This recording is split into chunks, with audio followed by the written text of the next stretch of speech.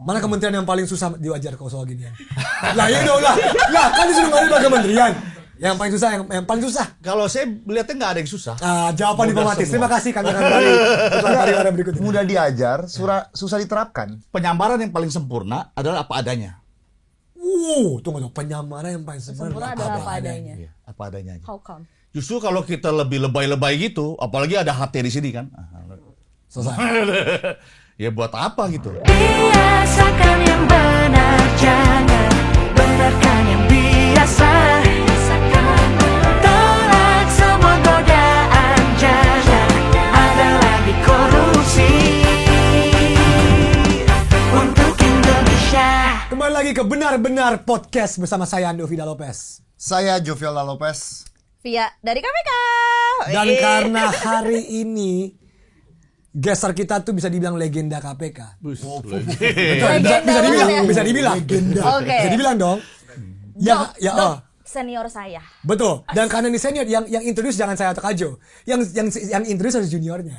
Oh my Silakan, god, ini oh my beban. wow. Jadi kalau introduction-nya jelek bisa dimarahin nih. Silakan Via mengintroduce gestar kita hari ini. Silakan Via. Sudah lama berada di KPK sejak tahun 2005. Gila. Itu udah tarafnya udah senior banget.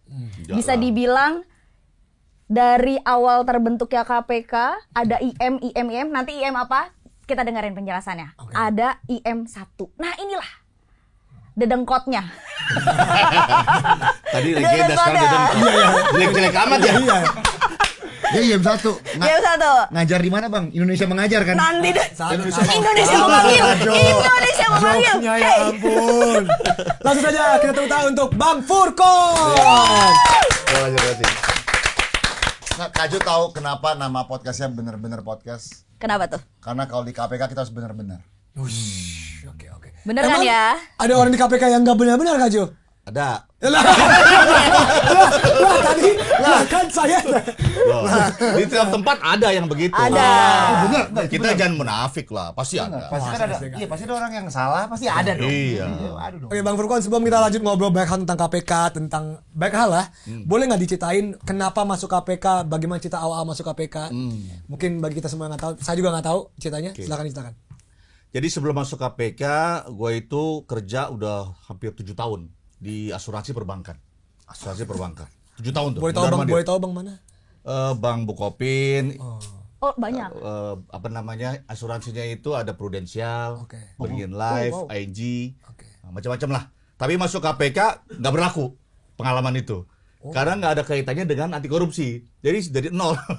Nah, masuk KPK waktu itu tahun 2005 ya. 2005 waktu itu masih pengadaan di bagian planning monitoring. Waktu itu masih cari bentuk di KPK nih. Arahnya masih belum pas lah ya, masih dibentuk-bentuknya.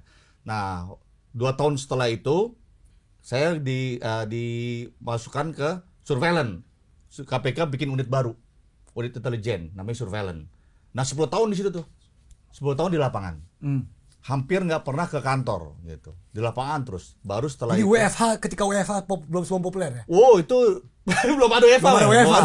Belum ada. Work from corruptor's house. Work from anywhere itu. WFA berarti. Dulu waktu di surveillance 10 tahun itu, gue dari rumah itu pakai sendal, pakai barang-barang bawa belanjaan gitu. Jadi sebetulnya 10 tahun itu nggak ada yang tahu di rumah itu bahwa saya kerja di KPK. Nggak ada yang tahu. Sabar. Di rumah mana Mas? Di rumah sendiri? Di tangga. Oh, tetangga. Nggak ada yang tahu Bang Oke. Furkon di KPK. Nggak ada yang tahu. Kenapa nggak ada yang tahu? Ya itu harus begitu memang. Intelijen itu harus memang dia benar-benar nggak boleh show up. Nggak boleh. Berarti kalau ada orang di RT kita lihat ini pengangguran nih, siapa tahu dia bisa jadi Bisa jadi. dia anggota KPK. Atau sosok pengangguran tapi dia anggota KPK, kita nggak ada yang tahu nih.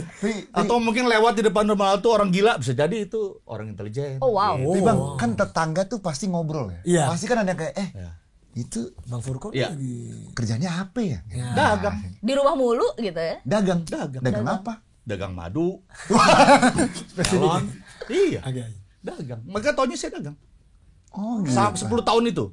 Nah, setelah 10 tahun ada Kosubgah kan. Nah, Kosubgah ini yang berhadapan dengan Pemda-Pemda di daerah, gubernur, bupati, wali kota, Kapolda, Kajati, dipilih orang-orang yang senior. Makanya saya bergabung di Kosubgah. Baru setelah itu mulai kelihatan di dunia luar.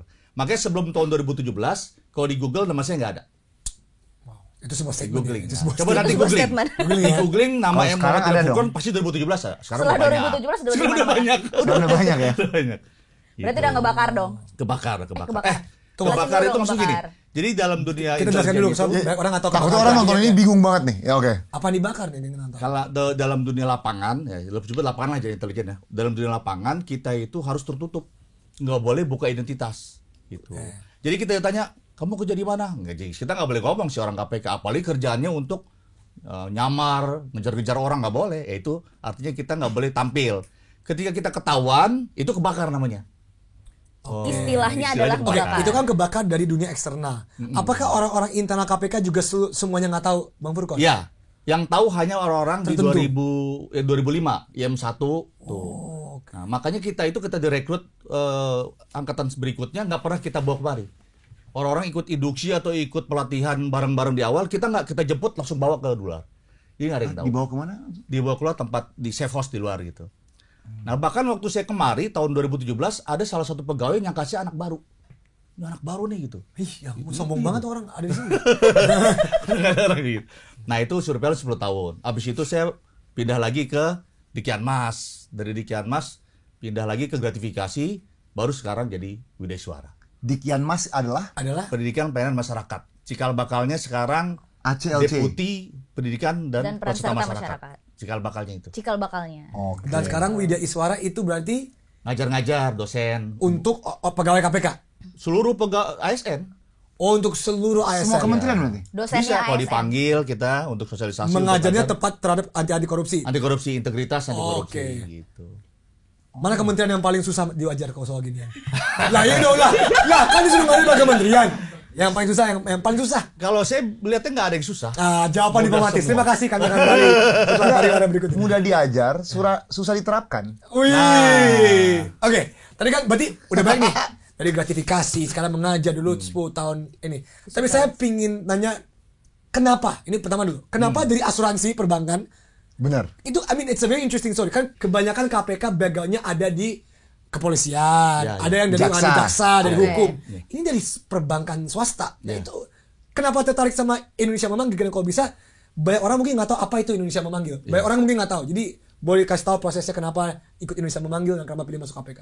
Sebetulnya di awal-awal itu KPK di awal dulu dia rekrut itu nggak spesifik harus punya kompetensi ini, nggak, bebas. Ada di pertanian, ada yang dari bank, dan bahkan di awal-awal masuk itu kawan-kawan saya itu ada yang manajer di perbankan, ada yang ketua ini macam-macam.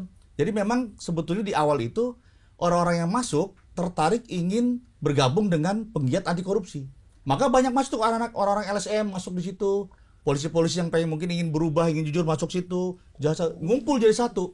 Dan di awal tahun 2005 itu kita ingin bangun ruh KPK itu harus beda dari orang lain. Salah satunya misalnya, dulu kalau kita datang ke instansi disediain minuman, air putih pun nggak boleh kita minum.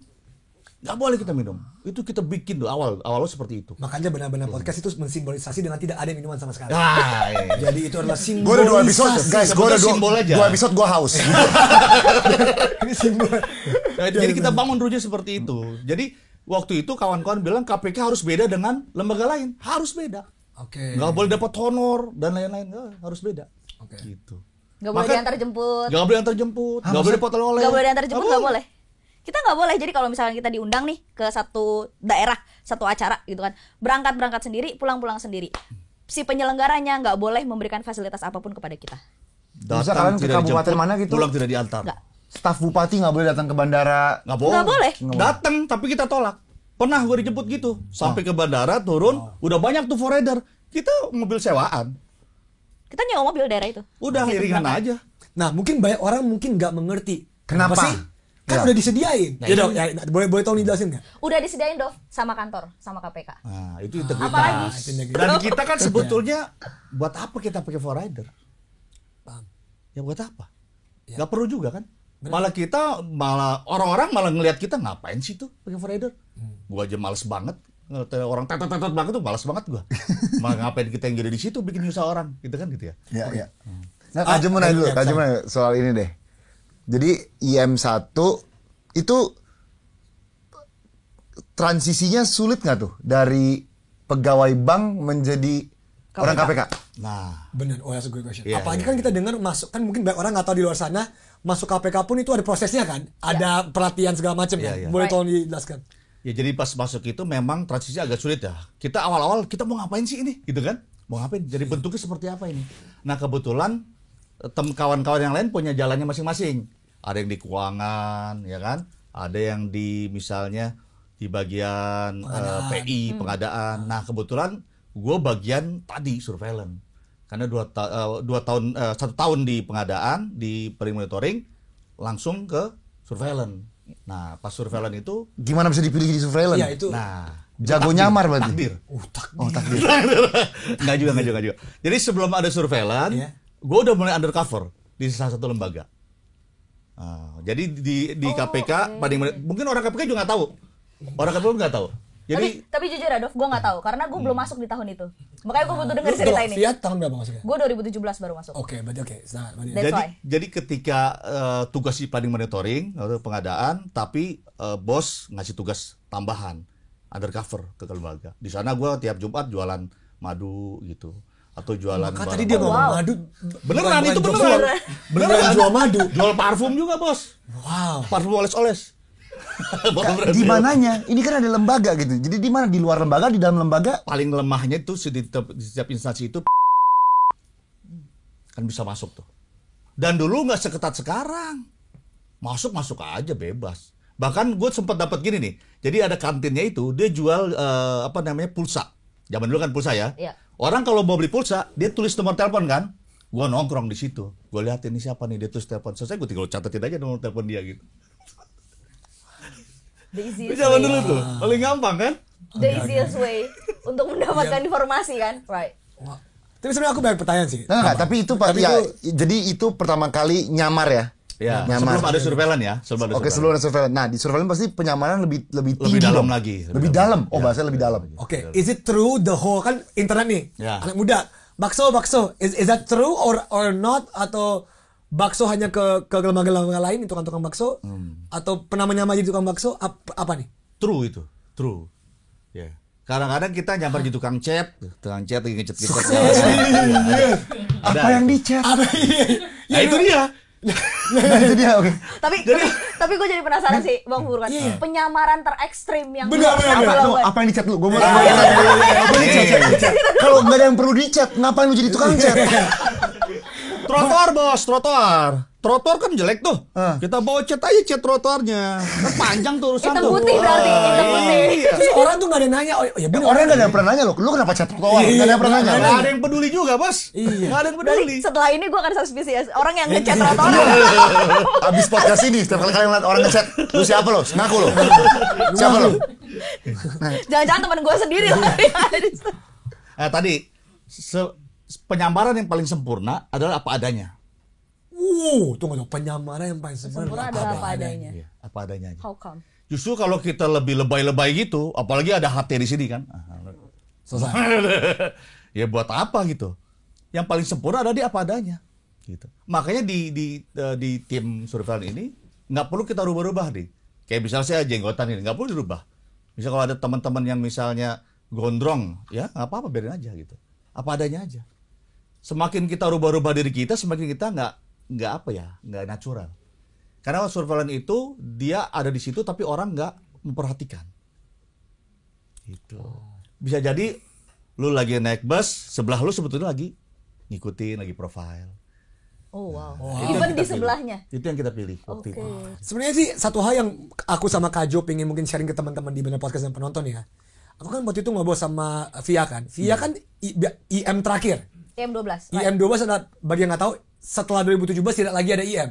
Karena ada Karena habis revisi undang-undang udah nggak bikin lagi IM, jadinya sekarang 2018 PNS. Bener nggak? Menggunakan metode PNS. Nah, yang aku kagetnya adalah gini, untuk orang awam kayak gue sama Kajo, kita kira KPK tuh masuk kayak, oh iya keterima, tes masuk, kalian tuh ada latihan militernya, Ya. ada latihan ke barak-baraknya. Ini boleh diceritain nggak? Oke, kalau kita waktu itu semi militer sih. Jadi benar-benar kita diajarin membela diri. Kita diajarin bela diri, kita diajarin untuk bisa menggunakan senjata walaupun kita tidak boleh menggunakan senjata dan di persenjata itu kita nggak boleh. Tapi kita diajarkan untuk itu. Terus kita diajarkan untuk hidup di hutan itu seperti apa, mencari makan, terus mengolah makanan itu. Kemudian kita juga diajarkan untuk bertahan hidup lah ibaratnya ketika hujan, ketika panas dan segala macam itu bagaimana gitu. Tapi benar-benar dilatih fisik 24 hour per 7 lah. Full. Jadi pagi tuh kita udah jogging, kemudian makan juga diwaktuin ya, ibaratnya kayak bener-bener semi militer tapi khusus untuk sipil ya. Khusus untuk sipil, jadi kita lari sepanjang waktu, kita perpindahan dari satu ke tempat lain kita juga lari, kemudian fisik kita juga dilatih. Sebenarnya tujuannya itu adalah untuk melatih fisik sih, supaya kita kuat gitu loh. Disiplin juga lah. Lebih ke disiplin juga gitu.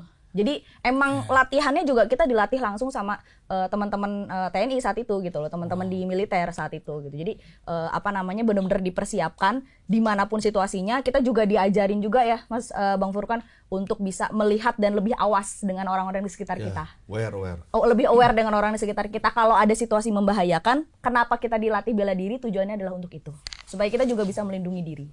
Karena orang KPK itu begitu keluar dari gedung ini, orang nggak lihat dia penindakan atau pencegahan atau pendidikan. They know is KPK. Diserang ya serang sama aja, resiko sama aja di lapangan di daerah. Jadi semuanya harus dibekali ya. Yes. Iya. Karena IM ini berhenti mulai dari 2004 kan IM 2005. 2005 ya, habis itu ada 2017 IM ke-12. Aku 31 tahun, Kajo juga 34. Kita di generasi yang dimana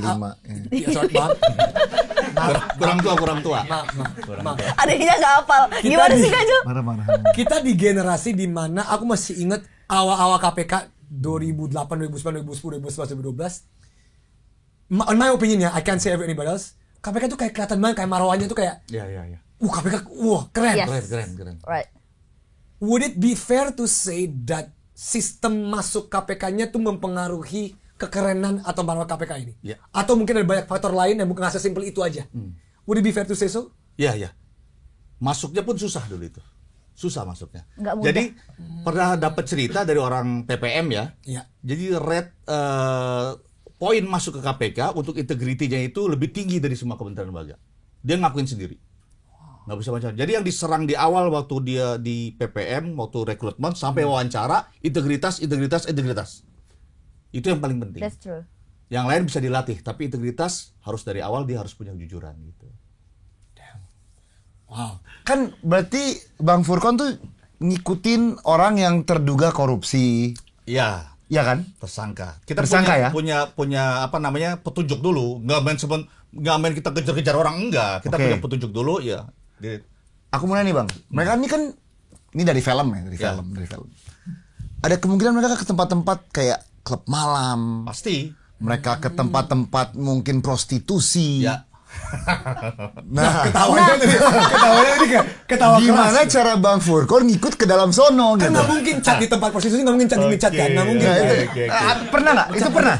Berarti gue yakin lu berdua belum pernah ke tempat itu. Gue yakin. Karena lu masuk ke sana, mereka nggak ngeliat tampilan. Maksudnya? Gue masuk ke sana tawarin aja biasa aja, nggak ngeliat. Gue mau jenggotot mau enggak.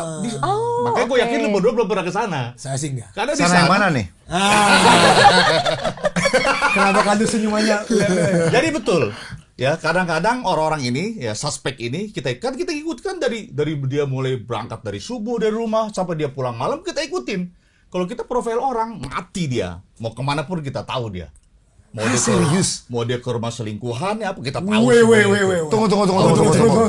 Sabar. Sudah. Sabar. Apakah ini kayak di film-film nunggu di mobil atau Yes. Bahkan ya, lo bayangin nih, kita misal nungguin di mobil ya, seharian, bertiga kita, atau berdua atau bertiga. Mobil mesinnya harus mati. Lo bayangin tuh. Panas soalnya banget, tiga. tiga. Iya. Bertiga di Mesin mobil mati, sehari. Mati. Iya. Dan kita paham wangi kentut masing-masing.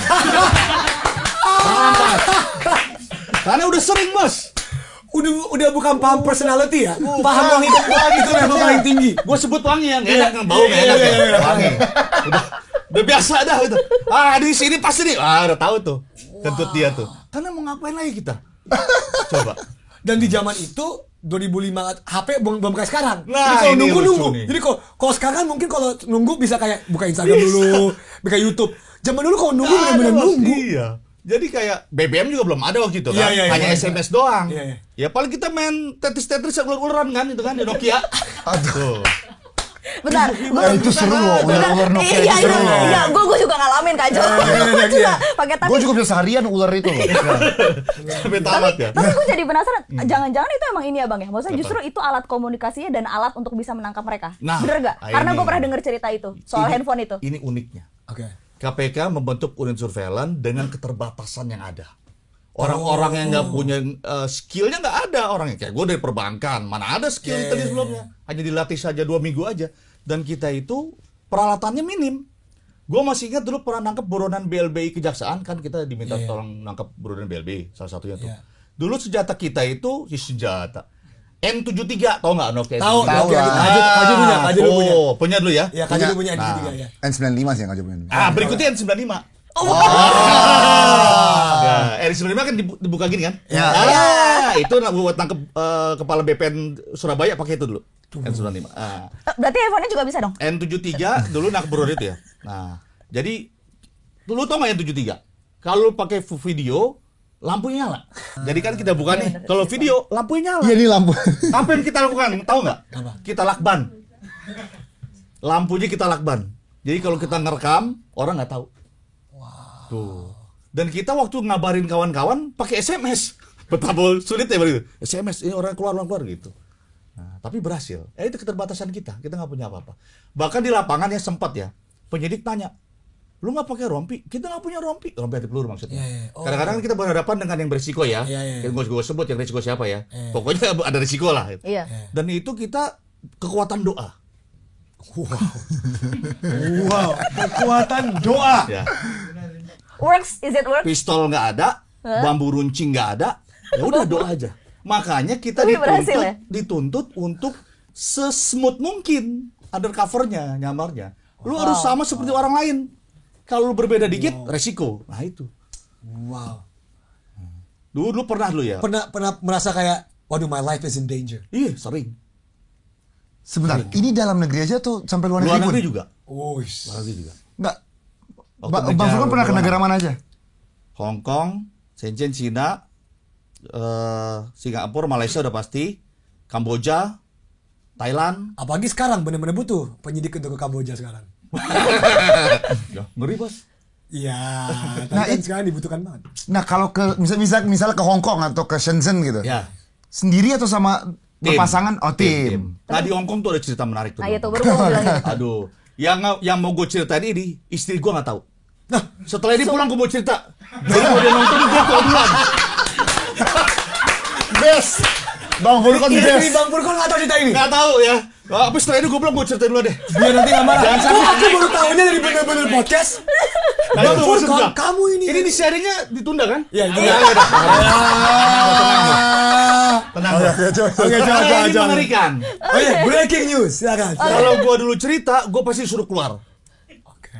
Karena lu pernah nonton Bang Brot gak sih? Bang Brot tuh di TV luar itu. Atau- Oh, seseorang yang keluar negeri ditangkap. Oh, apa? Aduh.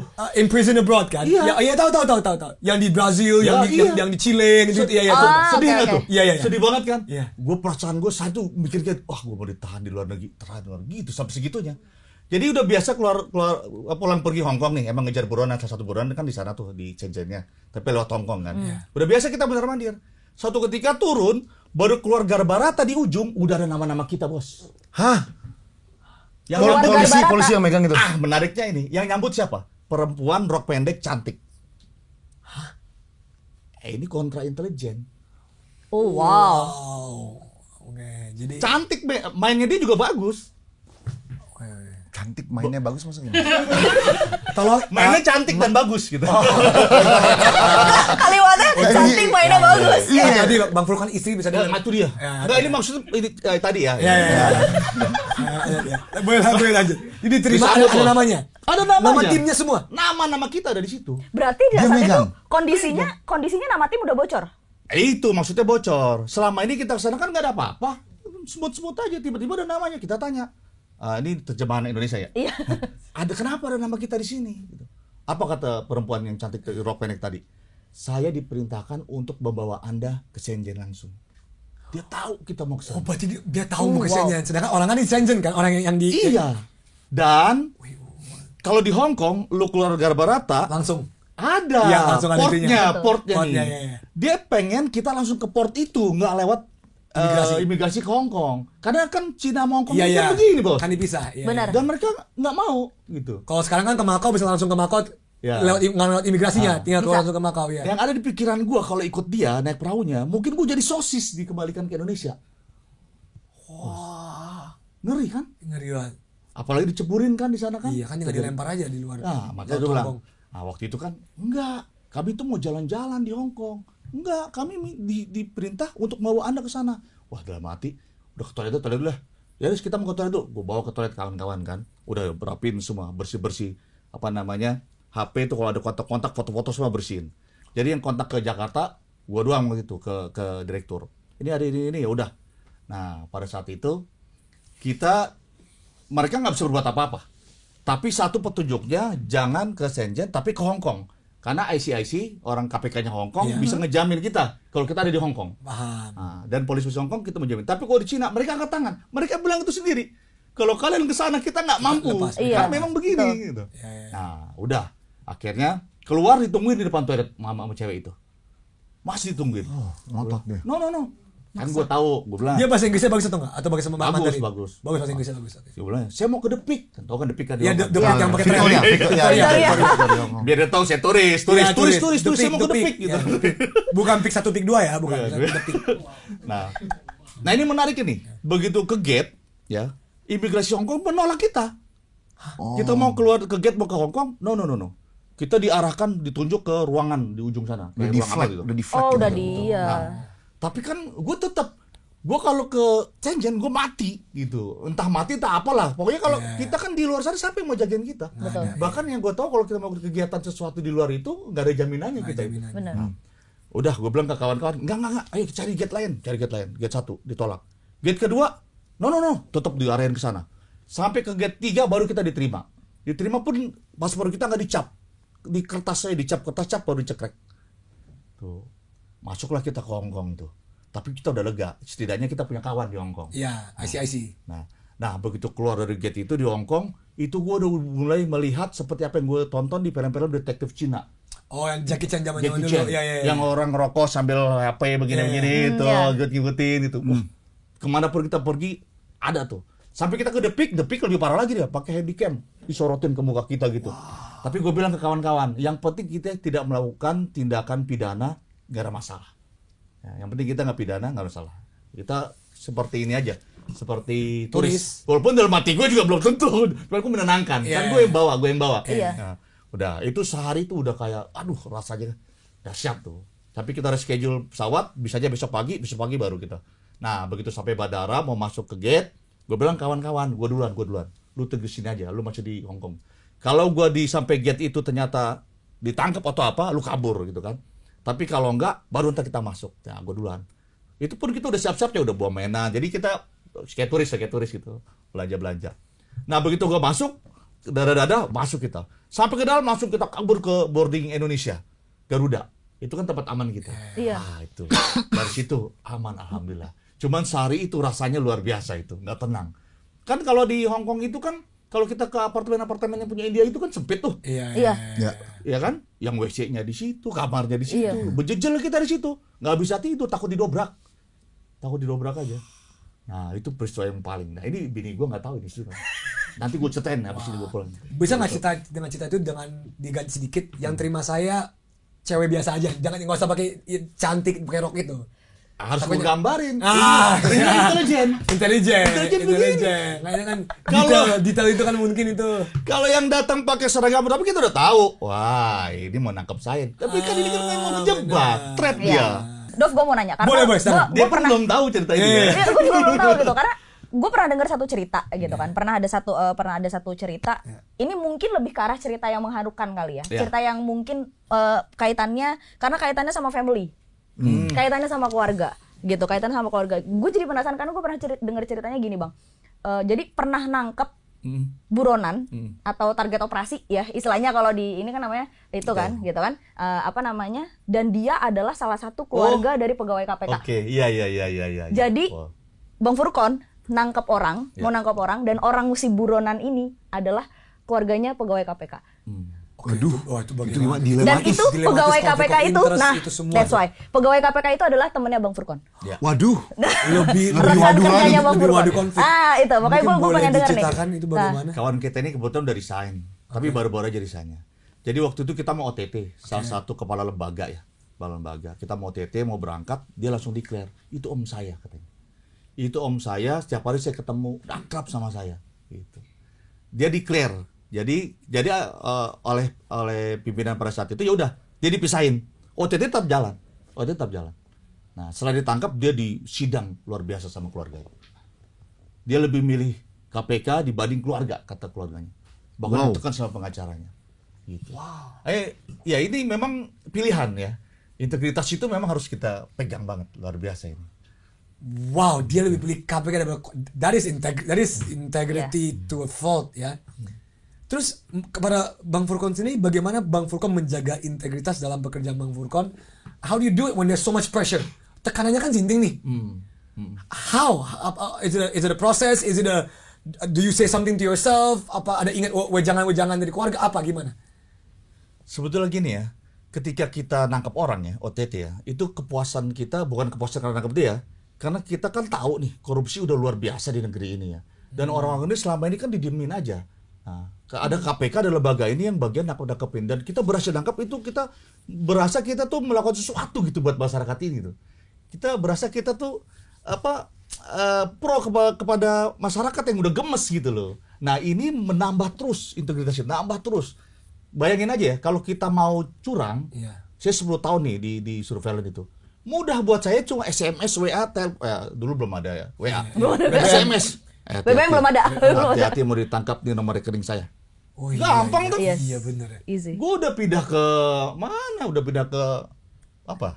Filipina. Nah, dengan uang banyak kalau gue mau. Iya. Tapi selama ini 10 tahun, lu kan dapat beritanya betapa KPK dar-dar menangkap itu. Itu artinya integritas orang-orang ini terjaga.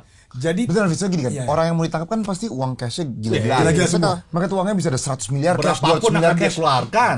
Tinggal Bang Furkon tinggal kayak, gue mau nangkep lu nih. Kalau lu nggak mau gue tangkap, kasih gue ini, gue kasih ini tau nomor semua rekening gue. Iya. Selesai. Atau enggak ketemu di sini, gue mau minta 5M cash, dikasih juga. Kasih. Daripada dia ditangkap KPK kan? Benar. Tapi gini, apakah Iya kan? Benar, right, Tapi kan betul. ini adalah filosofi Bang Furkon sendiri Ya. untuk mengingat there's a bigger picture. Ya. Bagaimana KPK menjaga the bigger picture filosofi ke semua orangnya, Nah. dan bukan cuma ke Bang Furkon doang. Kalau ingat ya, kalian semua nih ingat the bigger Harus kayak picture. gini Ya, loh, gitu. Itu Iya. how? Apakah ada teaching tertentu? Apakah Integritasnya harus kuat kan? itu Tadi. tapi bagaimana mengajarkannya? Apalagi sekarang udah menjadi dosen. Ya kan, udah menjadi dosen. Tadi Pak Widya Isara. Widya Iswara. Iswara. Saya selalu salah Widya Isara. Jadi apa? How di pengajaran itu bagaimana? Jadi sebetulnya Dia ketawa nih langsung. Happy banget pasti. Maafkan saya. sebetulnya ya lembaga ini, KPK ini ya, orang-orangnya ini udah kebentuk ya. Kebentuk. Circumstance udah kebentuk di sini dari awal, dari tahun 2005 itu. Ya. Oke. Karena dari awal kita 2005 kita ingin berbeda, dan itu kita saling menjaga sebetulnya, saling menjaga. Nah, makanya saya pernah diceritakan oleh orang pengawas internal zaman dulu ya, dia bilang angka pengaduan antar pegawai di KPK itu tinggi. Waduh. Sementara orang Pengaduan antar Ya, pegawai. apa yang ngadu apa mereka? misalnya ada kita nih Ya. di luar kota misalnya, Ya. jalan-jalan ke Iya. tempat wisata, Dia ngomongin. diaduin, dan kita fine, nggak apa-apa. Kita berdebat aja di Kalau di lembaga-lembaga poster. lain belum tentu mereka nggak gitu. Ya udah biarin aja dia jalan-jalan ke kemana, who Iya. cares. Ini saling jaga di situ. Iya. Dan kita nggak apa-apa. Yang penting lu jaga integritas gua jaga integritas lu. Gitu. Kita saling jaga. Ini in konteks ketika ada tugas dinas keluar kota. Iya, iya. Terus ada sela-sela waktu yang seharusnya mungkin diberesin untuk pekerjaan, tapi dia malah jalan-jalan. Malah jalan-jalan. Malah wisata dan bla bla segala macam. Disitulah peran kita sebagai sesama pegawai untuk mengingatkan orang itu. Laporin aja. Tapi gini, Kirimin hidup foto-fotonya. kalian sekaku itu gak sih? Maksud gue gini, Bang Furkon langsung ketawa. Ayo Bang Furkon. kalian keluar kota, Ya. gitu kan? Ya. Ya. Masa dari mendarat sampai kalian nanti pulang lagi, di otak kalian cuma saya kerja, saya kerja, saya pulang. Nggak mungkin dong. Kan kerja kan Jo. Nah, itu. Gini, Penting aja. maksudnya gini, kita menyengajakan diri, mensengaja jadi menyengaja. Menyengajakan diri untuk ke tempat wisata tuh nggak boleh. Tapi ketika kita misalnya lagi jalan gitu, makan, ya silakan. Gua di Korsubgah pernah di Korsubgah 2 tahun, di Sulawesi Utara 1 tahun. Dari Talaut sampai Pulau Bangka Selatan gue datengin semuanya. Lu tau Manado nggak? Ada Bunaken. Iya. Tahu lah. Setahun gue bolak-balik nggak pernah gue ke Bunaken. Nggak pernah ke Bunaken. Setahun gue bolak-balik tiap minggu bolak-balik terus nggak pernah. Tapi nyampe Talaut. Sampai Talaut. Sampai Itu ke Talaut. utara. Itu kan jauh. kabupatennya. Iya. Bukan untuk wisatanya bukan. Iya. Talaut sampai Pulau Selatan gue datengin. Nah ini uniknya di Korsubgah. Kita belum masuk Korsubgah masih Belum. Masih surveillance. Enggak, tapi enggak ya. Ya udah pindah ke Korsubgah. Korsubgah kan soalnya udah ke luar kota ya. Berarti udah Sulawesi Utara, mana lagi, Bang? Sulawesi Utara, Gorontalo, Papua Barat. Kalau itu yang daerah saya, saya. Tapi kalau di tempat lain kita bantu juga ke tempat lain. Nah, ini memang challenging juga kalau ke daerah itu. Apa challenge? Nah, ketika kita datangin satu persatu kabupaten itu, mereka heran. Tumben nih orang pusat datang ke kita. Ada apa gitu kan? Iya. Coba KPK doang yang datangin gitu ya. Iya. Bahkan saya pernah datang ke sana ke satu daerah, orangnya ngumpet, takut gitu. Takut kemana nih gitu. Nah, bedanya memang kita dengan yang lain ya, Korsubgah itu kita positioning. Kalau kita datang ke daerah yang nyambut kita coba misalnya kepala dinas, kita nggak mau. Mana bupatinya? Sebentar Pak, kemana sebentar sini? Kita mau ketemu gitu kan? Karena mereka kebiasaan begitu, kabur-kaburan. Gitu. Nah kalau kita datang, Kan mereka hashtag kabur aja dulu. Sebelum populer. Berarti mereka udah punya hashtag duluan. Iya, Udah duluan ya? hashtag Udah kabur duluan, dulu. oke. Dari KPK. Ya. nah kalau di waktu di surveillance memang belum ada godaan-godaan itu ya, karena kan kita menjaga diri. Tapi di Korsubgah banyak godaan itu. Oh, kalau ke daerah malah banyak Wih, udah. banyak. Pernah nggak ada tawaran tertentu terus bagaimana? Apakah tertarik atau menolakkan gimana? Atau Tergoda gimana? atau enggak Tergoda gitu, atau enggak gitu? Biasanya mereka mau ngasih sesuatu ke kita. Uang, duit, makanan. Which is buat tempat-tempat lain, lembaga lain nggak masalah. Tapi kita nggak boleh. Oleh-oleh misalnya. Ditraktir makan di luar. Orang KPK nggak boleh.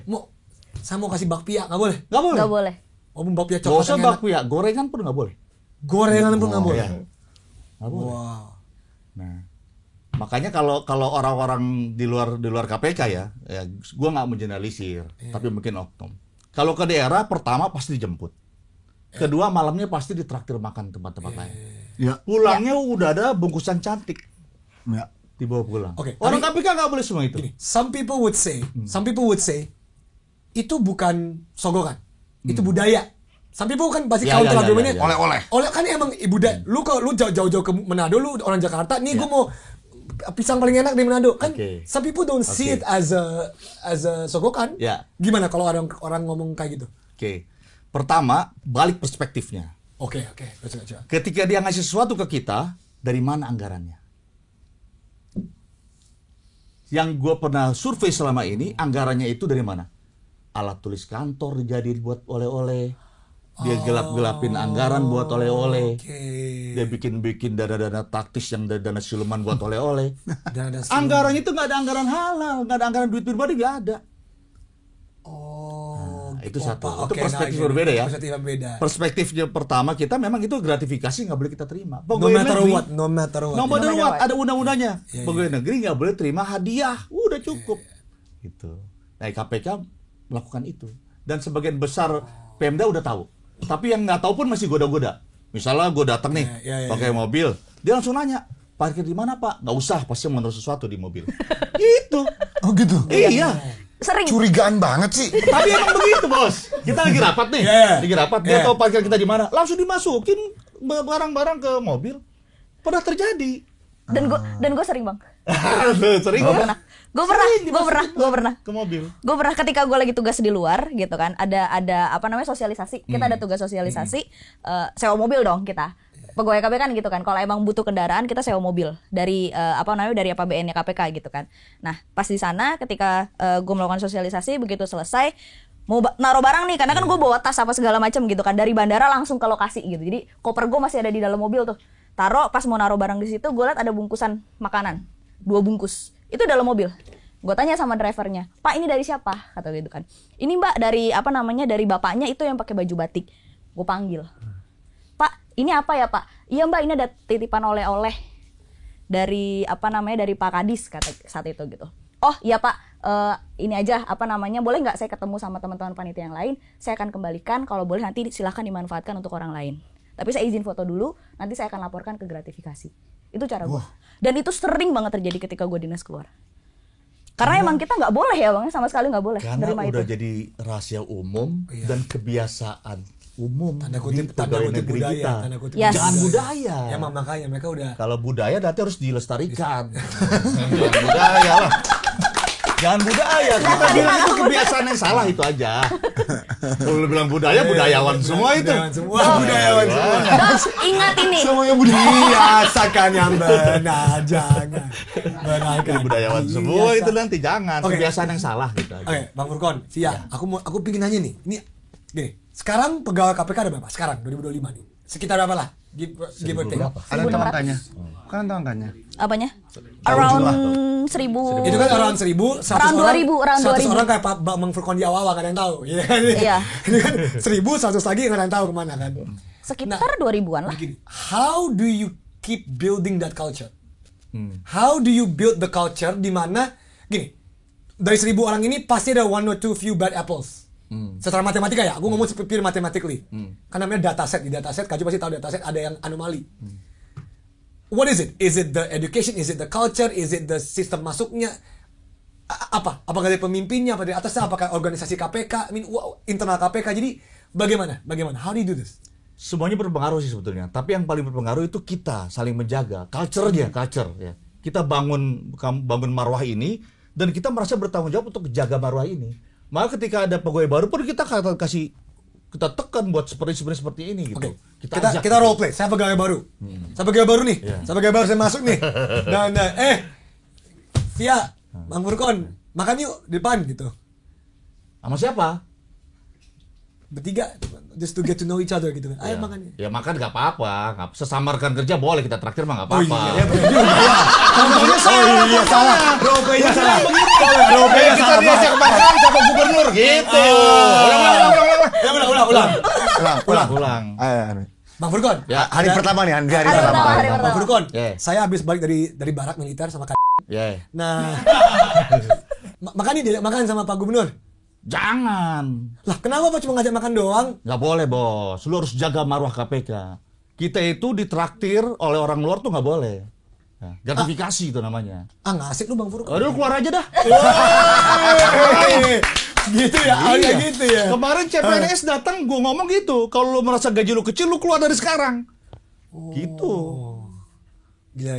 Karena di KPK ya bukan masalah untuk apa ya? Paham. Marwahnya harus dijaga. Oke.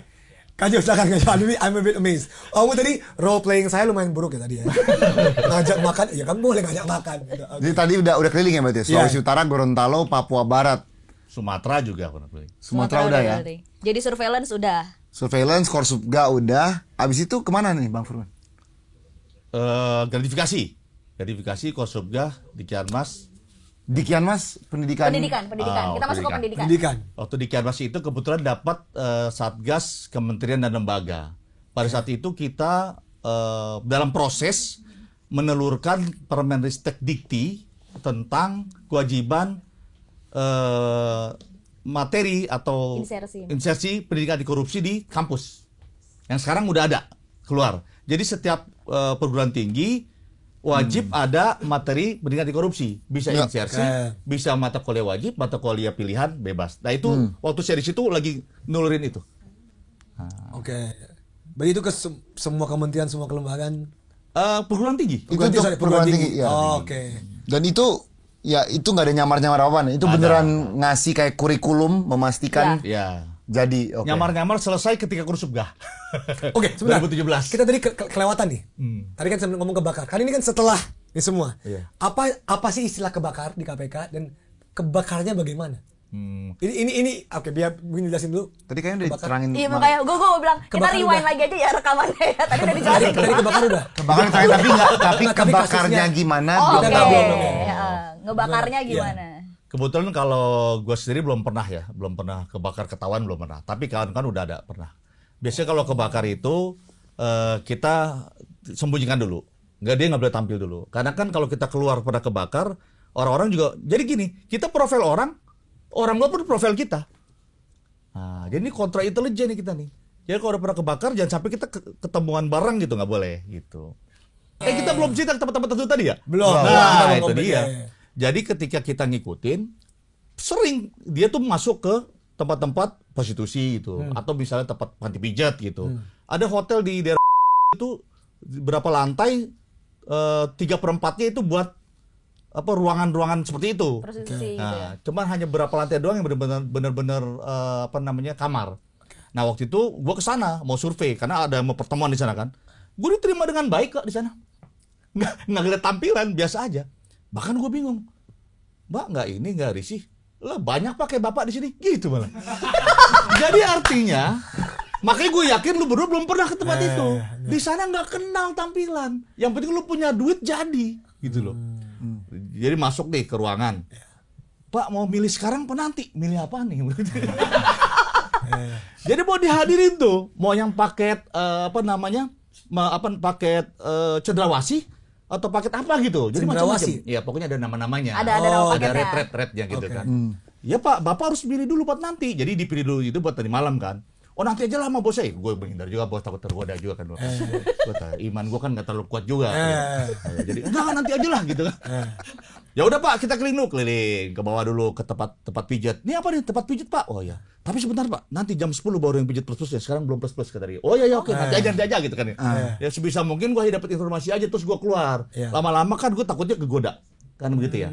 Nah, pernah juga ngikutin apa namanya TO-nya gitu. Dia masuk langsung ke tempat yang kalau datang situ tuker itu locker. Oke. Tukar locker supaya masuk ke dalam kan. Nah waktu itu gue nggak mau masuk ke dalam, Ya. gue tunggu di luar. Nah, jadi peran gue sebagai sopir. Pak nggak masuk, nggak sini aja saya nungguin bos saya. Oh iya. Tapi di situ pun orang udah perempuan itu udah mundar-mandir pakai anduk doang. Kan gue tanya, itu kenapa pakai anduk? Ya bapak masuk ke pintu itu anduknya udah lepas semua pak. Wow. Tapi kita pastikan Iya. kalau di sana dia hanya sekedar untuk hiburan dia, kita nggak usah masuk, ngapain juga. Tapi kalau di sana nanti ada transaksi, kita harus masuk. Iya, ributnya ada transaksi Iya. kan. Nah kalau orang KPK, utamanya di daerah area-area yang tadi tertutup ya orang lapangan, dia nggak boleh tampil. Dia nggak boleh punya Instagram. Kalau punya boleh, tapi identitas yang beda. Nah, nggak boleh kelihatan gitu. Karena saking menjaganya. Ya ini sebetulnya kekuatan kita. Ini kekuatan kita. Menarik ya. Karena nih, kenapa cita-cita ini tuh sangat menarik? Karena di luar mungkin perspektif dari KPK persepsinya nggak seperti ini. Ya kan Johan? Kita pasti pikir Ya, kayak ini kan cerita yang nggak kebuka. ini nggak kebuka. Yang kebuka kan selalu sekarang lemahnya KPK, apalagi itu yang dibuka Itu yang kebuka di kebuka media. orang. Iya. Nah, karena orang kan merasa mungkin kemarin sejak keluar tuh yang ya beberapa pegawai keluar itu kan. Iya. Ya. Itu katanya pegawai-pegawai terbaik yang udah keluar. Yang tersisa nggak yang terbaik. Menurut Bang Furqan tuh gimana tuh? Gimana nih Bang? Enggak lah, enggak. Ini salah aja, salah persepsi. Sebetulnya ya kawan-kawan yang keluar itu lakukan, kita lakukan juga sama. Cuman kita nggak tampil aja. Misalnya di luar ada namanya Raja OTT, kita tuh di situ. Cuman kita nggak sebut kita Raja OTT karena kita memang nggak kelihatan. Gitu. Dan di KPK itu tidak semuanya penindakan. Ada pencegahan, ada pendidikan. Dan tiga ini saling bergerak bersama-sama. Nggak ada yang lebih spesial, sama semuanya. Dan bahkan kalau di area pendidikan lebih nih. Itu gara-gara yang membuat KPK jadi lemah saat ini nih. Orang ini, oknum ini, yang orang jadi benci sama KPK. Akhirnya orang-orang kita di pencegahan pendidikan kalau keluar kota dibenci juga. Padahal kita nggak seperti itu. Kita ingin membawa. Nah, kalau penindakan kan dia untuk menangkap orang ya, supaya orang takut korupsi. Jerah. Kita tuh punya yang lebih fundamental pendidikan. Kita mau bangun karakter bangsa ini sebetulnya. Ya, jadi bukan hanya sekedar dia korupsi atau enggak. Kita lebih ke arah gimana caranya kalau ada truk terguling bawa makanan, orang Indonesia jangan ngambil. Cukup dia diem aja jalan tuh udah integritas paling awal tuh. Bagus lah, nyusahin. Padahal nggak bantu Ini tapi malah oke lah. ngambil kan gitu. Nah ini mau kita bangun di pendidikan di KPK ini. dari awal. Karakter bangsa ini harus kita bangun. Dan orang-orang nggak tahu. Masyarakat hanya taunya KPK nangkep. Kalau nggak nangkep jelek banget KPK.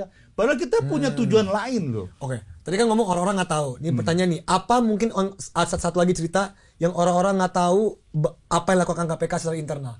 Apa nih hal-hal orang-orang publik nggak tahu tentang KPK yang mungkin mau diceritakan sama Bang Furqon? Ya tadi kalau orang taunya hanya KPK nangkep. Ya. Padahal nggak. Tapi ada tiga Dari aspek pendidikan, kan. pencegahan, iya. Ya. Tapi ada nggak specifically mungkin yang ternyata KPK kayak gini. Ada nggak? Yang paling gampang ya. Iya, Ini iya. lagi rame nih. Oke. Deputi Pendidikan dan Pesan Masyarakat bilang, guru-guru dapat hadiah itu gratifikasi. Gimana tanggapan masyarakat kita saat ini? Iya, marah. Masyarakat marah. Ngurusin receh, kan Iya, gitu. Iya, masyarakat marah. Ngapain KPK ngurusin yang kecil-kecil gitu? No, koruptor. Nah ini mereka nggak tahu. Kita punya 3 strategi. Nah, strategi pendidikan ini sebetulnya untuk nyiapin generasi kita ini. Gitu loh. Harus gitu. Iya, Gimana? Siapa lagi yang mau nyiapin generasi kalau bukan kita? Dan KPK kan saat ini juga gampang aja kalau emang mau dibubarin atau apa kan. Terus siapa yang mau jalanin negeri ini? Kalau bukan kita bareng-bareng kan gitu. Nah KPK ini berusaha mengambil hati masyarakat untuk ikut bersama itu bangun peradaban negeri ini gitu loh. Nyiapin generasi dari hal yang paling kecil sederhana. Misalnya, lu ngantri dong kalau di jalan. Masa jalanan sepi lu main masuk-masuk aja itu paling kecil dan KPK masuk ke situ loh. Nanti Bang Furqon gini, ini yang aku lihat ya. Orang Indonesia nih, misalnya mereka ke Singapura, Ya. di eskalator langsung nunggu di sebelah kiri. Ya, Ya. tertib mereka di sana. Tapi pas Tertib. mereka ke PI, ke PS, ke GI, kembali lagi tidak teratur. Nah, berarti emang ada sesuatu dengan Indonesia nih yang bikin semua orang jadi nggak teratur. Nah. Tapi di Singapura semua jadi mendadak teratur semua. Wah, gitu. So, the environment forces them to be teratur kan? Oke. Iya. Iya. Itu kan sistem berarti. Iya. Itu Singapura bagus. Tapi jangan salah. Orang Singapura ke Batam ngeludah, Bos. Karakter yang penting. Integritas.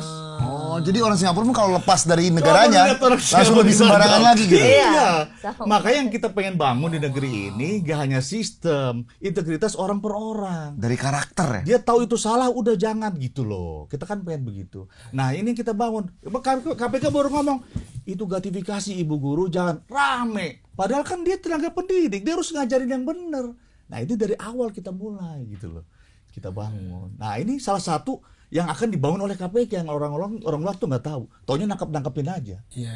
Gitu loh. Kita concern dengan ini. Soalnya kan banyak ya, banyak siswa pasti mau ngasih sesuatu ke guru supaya nilainya lebih baik atau apa gitu kan. Jadi Itu- pingin nge-cut dari situ berarti ya. Itu kalau yang punya uang banyak. Lu bayangin satu sekolah itu negeri nggak semuanya orang kaya. Terus Sebagian besar orang miskin. Terus yang ngasih orang yang kaya, yang miskin di pojokan nangis. Saya nggak punya uang buat ngasih. Selama ini perspektif kita apa? Gurunya kasihan, muridnya kasihan itu. Dia pulang ke rumah ngomong ke orang tuanya, mah besok harus ada hadiah, malu saya mah. Ini kan teori sosial ini kan. Solidaritas sosial, teori solidaritas sosial. Ketika orang lain ngasih dia nggak ngasih dia malu. Ya. Padahal dia nggak mampu. Ibu bapaknya di rumah pikirnya gimana? Pinjol. wah, Perspektif ini nggak diangkat. Wow, that's actually you're right. Nah. sekarang terangkat. It's so much Iya, deeper than sudah. that. Rantainya tuh sampai ke pinjol. Dan pinjol diatur di Kambodia sama Dan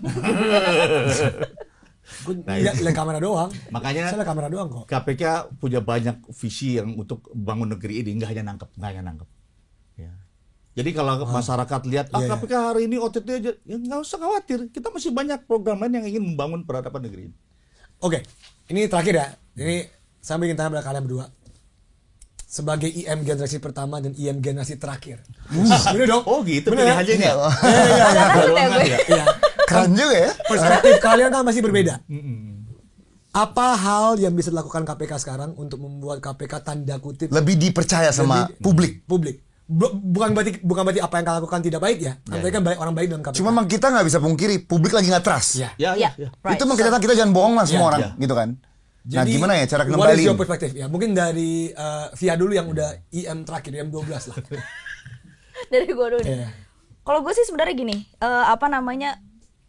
gue selalu bilang ke orang-orang sekitar gue, ke keluarga dan segala macam, ke teman-teman gue, mereka semua tahu kalau gue adalah pegawai KPK.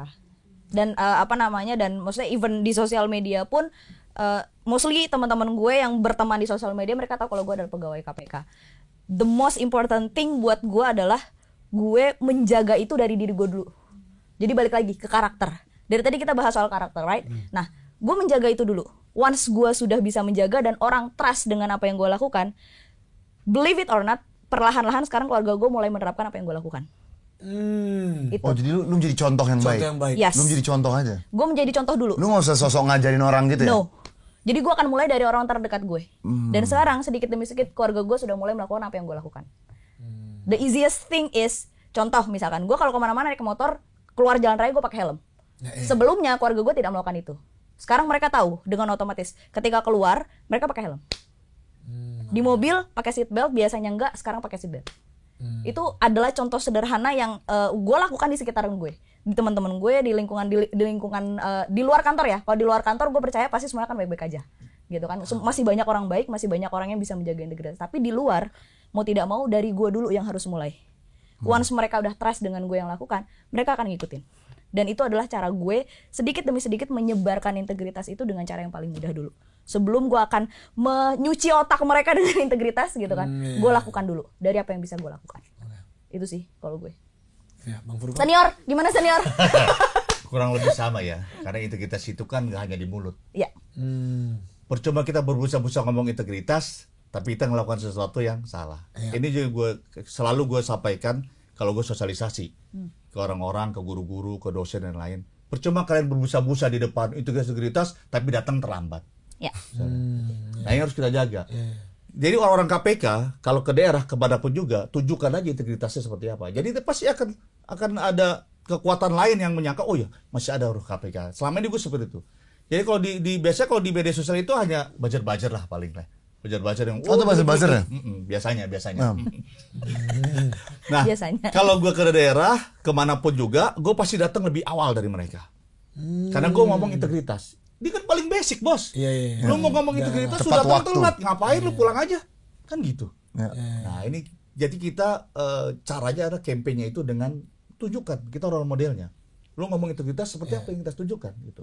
Lu nggak ngambil oleh-oleh, lu nggak ikut makan-makan di luar misalnya, atau misalnya nanti ada hal-hal yang dibawa ke ya di servis atau apa, lu nggak ikut, lu tunjukin aja.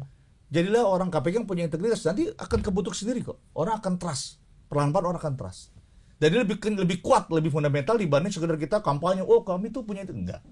Kalau sekedar ngomong doang mah percuma.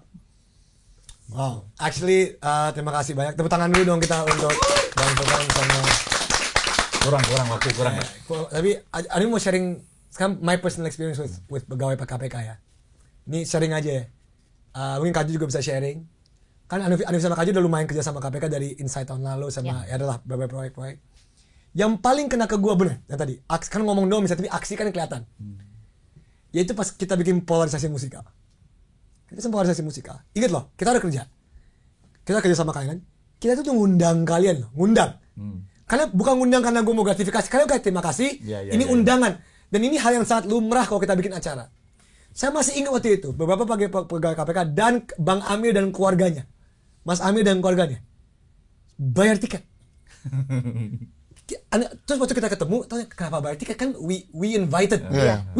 Dan kita invited dengan Semua kementerian lain kita undang semua kan? iya, maksudnya we invited dengan benar-benar cuma kayak I invited you, bukan karena kita Kita mau kalian nonton karyanya aja. nonton aja karyanya. Ini kan enggak sih. Saya bayar untuk keluarga saya juga. Gue langsung kayak oke, ini benar kata tadi contohnya langsung nyata, langsung kayak shit, ini something yang nggak harus juga, kalau nggak bayar juga apa kan kita undang. Jadi itu my personal experience dan bener. Once you show it yourself dengan aksi ya it matters loh, kelihatan loh. Oh iya bener ya. Di Instagram ada vendor makanan. Dia kerja sama orang KPK. Dia bawa lebihan. Ini kelebihan ditolak sama orang KPK. Langsung rame, cari itu di Instagram tuh. Masih ribuan tuh, terus muter. Segitunya orang KPK dia bilang. Terus dia yang terbaru nih, gue baru rapat tadi sama Kementerian Pan-RB di atas. Dia ngomong begini, tadi barusan. Cuma orang KPK kan kalau dapat poin reformasi birokrasi kan dapat poin itu dari Pan-RB. Nah, orang-orang kementerian lain dia punya hak sanggah kalau nilainya jelek. Kementerian, saya seharusnya nggak segini tinggi. Barusan dia bilang, cuma KPK yang nyanggah nilainya ketinggian.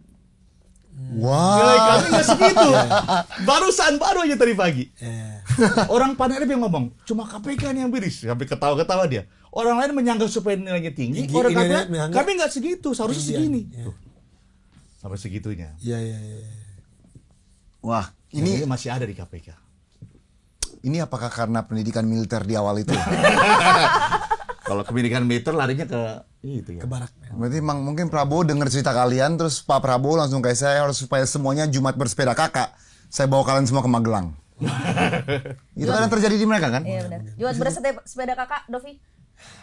Nggak usah lah, kita udah tahu. Ayo coba sebutin Jumat Kan bersepeda kakak. tiap episode harus. Oh ya, guys, coba bersepeda kakak. Jujur, mandiri, tanggung jawab, berani. Yes. Hah? Yes, berani. Garis berani.